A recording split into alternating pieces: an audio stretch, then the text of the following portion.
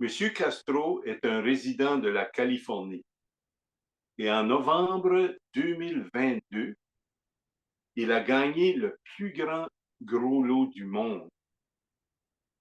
Il a été le seul gagnant du prix record de 2,05 milliards de dollars qu'il a remporté avec un billet de 2 dollars. Alors, en argent canadien, en monnaie canadienne, c'est 2,782 milliards de dollars. Ce qui veut dire, pour essayer de comprendre ça un peu plus, c'est 2782 millions de dollars. Alors, sans compter les intérêts, si M.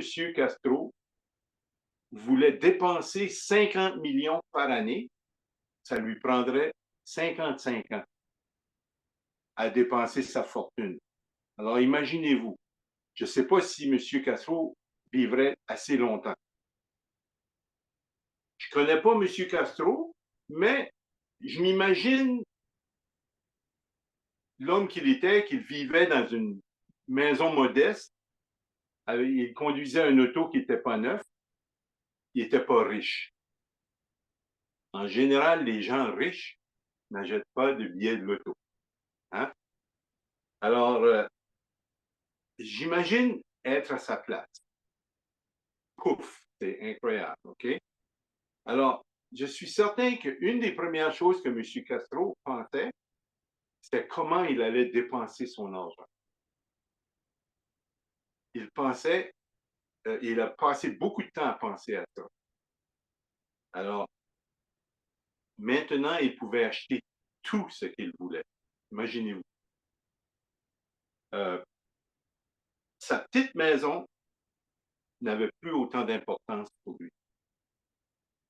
Il pouvait maintenant s'acheter un château s'il voulait. Son auto, qui n'était pas neuf, ça n'avait plus autant d'importance pour lui. Alors, que pensez-vous que M. Castro a fait avec sa maison et son auto et ses vêtements et les casseroles dans la cuisine et les choses dans son garage? Que pensez-vous que M. Castro a fait avec toutes ces choses-là? Probablement qu'il s'en est débarrassé. Alors, est-ce que vous pensez que M. Castro a mis ça sur Kijiji ou sur Facebook Marketplace? J'en doute, parce que pour ce qu'il pouvait recevoir de ça, c'était des peanuts, c'était même pas assez pour son temps. Alors, il a probablement tout donné. La maison, l'auto, tout ce qui vient avec. La seule chose qu'il a gardé, c'était les choses sentimentales. Euh, alors, supposons que demain, quelque chose comme ça vous arrive à vous. Supposons que demain, vous gagnez ou vous êtes héritier ou par quelque façon que vous recevez une fortune de plusieurs milliards de dollars. Qu'allez-vous faire avec ça? Probablement, vous allez faire quelque chose de similaire à M. Castro. Probablement qu'il y a des choses que vous appartenez maintenant, que vous allez dire, ah, je ne veux plus avoir ça, parce que je vais avoir quoi de nouveau. Et probablement que vous allez donner ces choses-là aussi. Hein? C'est logique. Alors, vous allez faire du neuf dans votre vie. Et moi, je sais que je ferai du neuf dans ma vie aussi. Alors, j'aimerais vous dire que nous avons déjà un tel héritage. Cet héritage que nous l'avons reçu grâce à Jésus. Cet héritage est au ciel. Il nous attend. J'aimerais lire 1 Pierre, chapitre 1, 3 à 4. Béni soit Dieu, le Père de notre Seigneur Jésus-Christ, qui, selon sa grande miséricorde, nous a régénérés pour une espérance vivante par la résurrection de Jésus-Christ d'entre les morts, pour un héritage qui ne peut se corrompre, ni se souiller, ni se flétrir, lequel vous est réservé dans les cieux.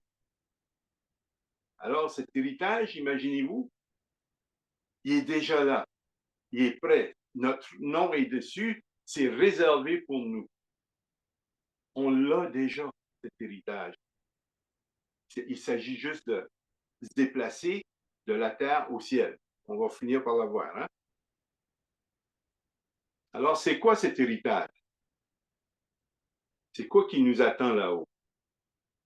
Alors, lisons Jean 14, versets 1 à 3. Que votre cœur ne se trouble point. Croyez en Dieu et croyez en moi. Il y a plusieurs demeures dans la maison de mon Père. Si cela n'était pas, je vous l'aurais dit. Je vais vous préparer une place, et lorsque je m'en serai allé et que je vous aurai préparé une place, je reviendrai et je vous prendrai avec moi, afin que là où je suis, vous y soyez aussi. Alors nous allons être toujours avec Jésus. Jésus nous prépare un endroit ou une place où que nous allons toujours avoir.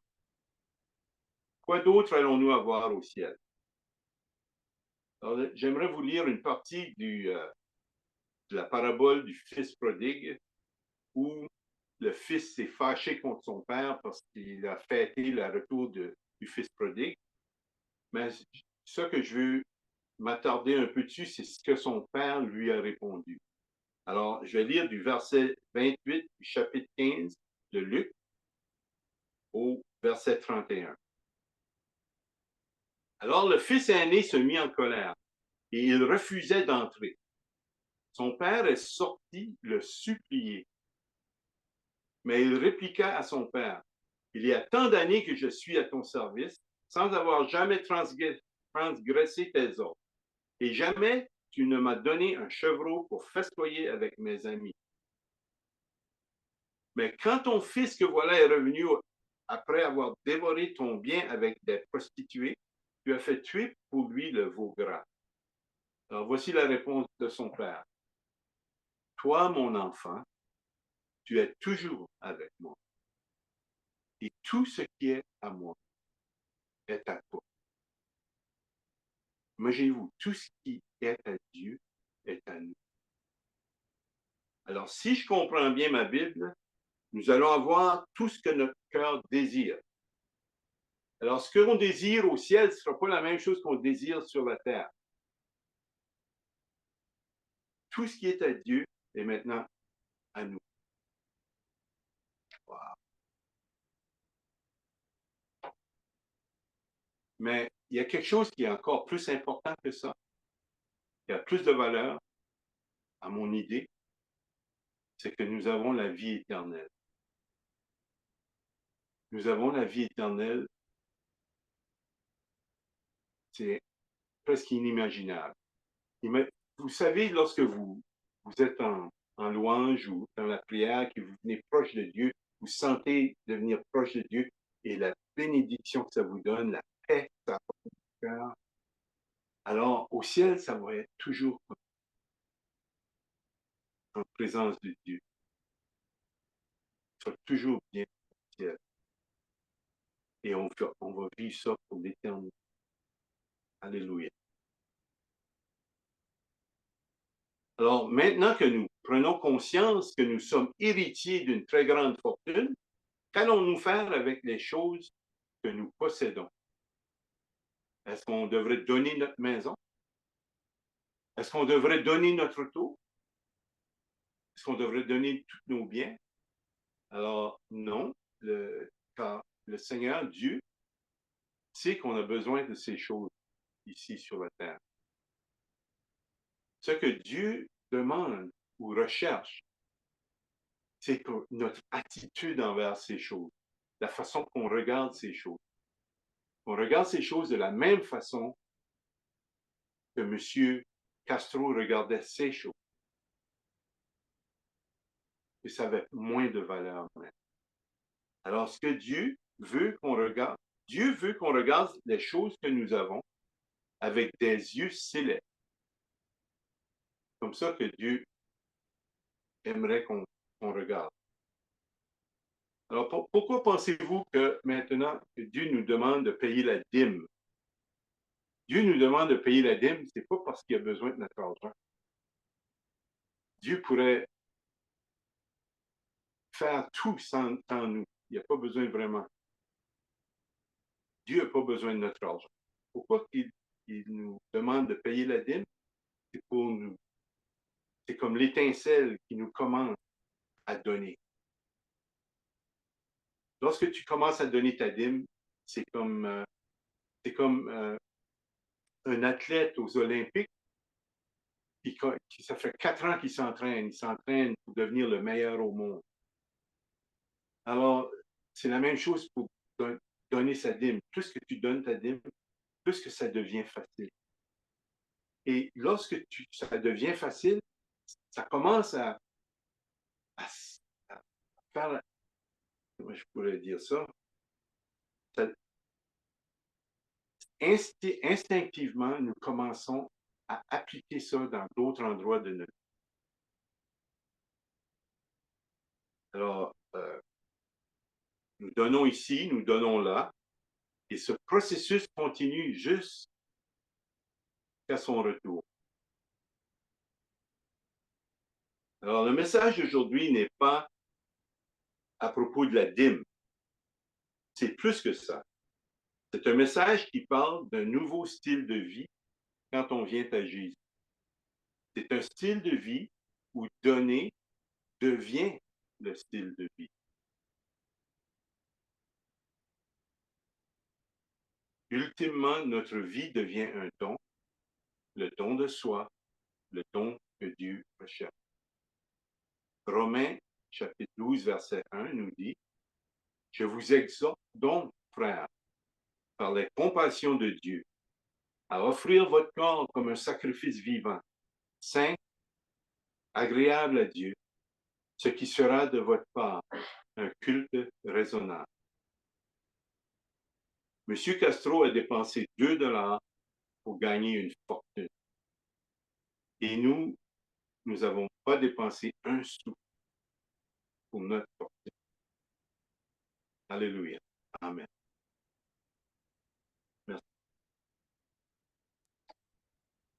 Merci. Merci Jean-Pierre, merci pour cet enseignement, merci pour ce message qui nous rappelle